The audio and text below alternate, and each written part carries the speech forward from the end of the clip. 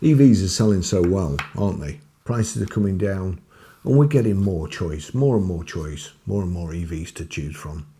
So we're choosing them over petrols. I have another solution for you.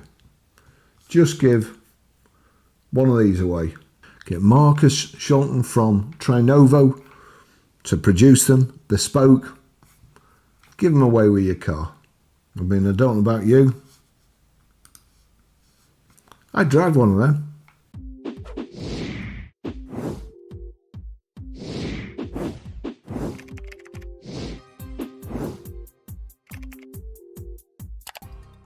That's what they say. That's what the EV people say. But when you look at the people who are making them, Volkswagen have put their EV factories on short time. They're stopping production for a week of some vehicles because they've got too many. They can't sell them. They're putting the factory that makes ICE vehicles on weekend shifts. They're cutting EVs down but putting the factory that makes ICE on weekend shifts because they can't make enough.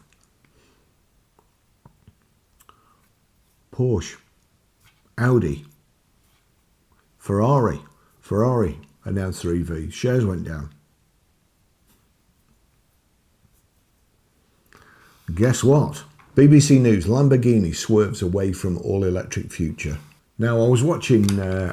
Just being honest, earlier examples of Revueltos had some teething problems. The other day, and he was doing the Gumball Rally.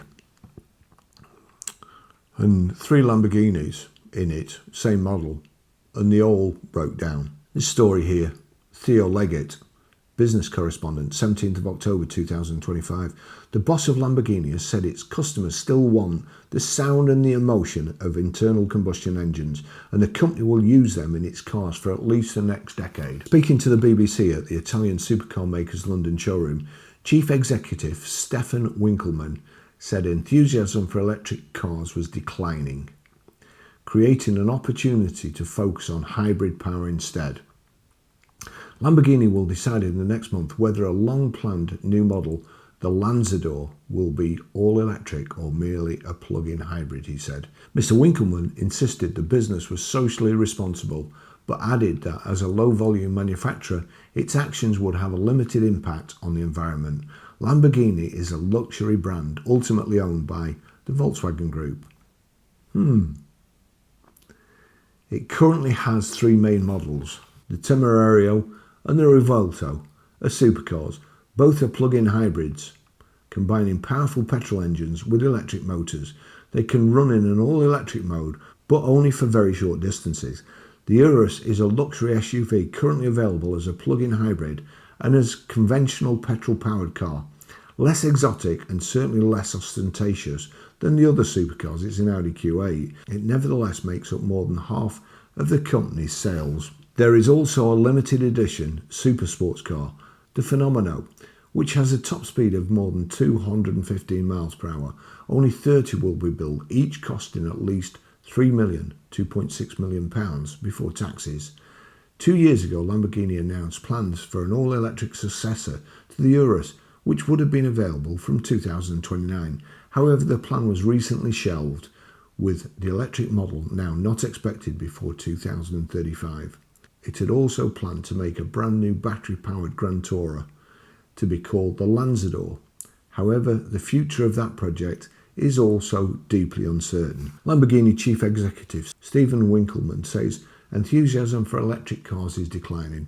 We still need to decide whether we are going full electric, the decision we took some years ago, or seeing whether in the new environment this should also be a plug-in hybrid, said Winkelmann.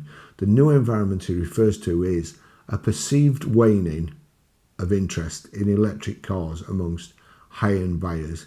It's not perceived.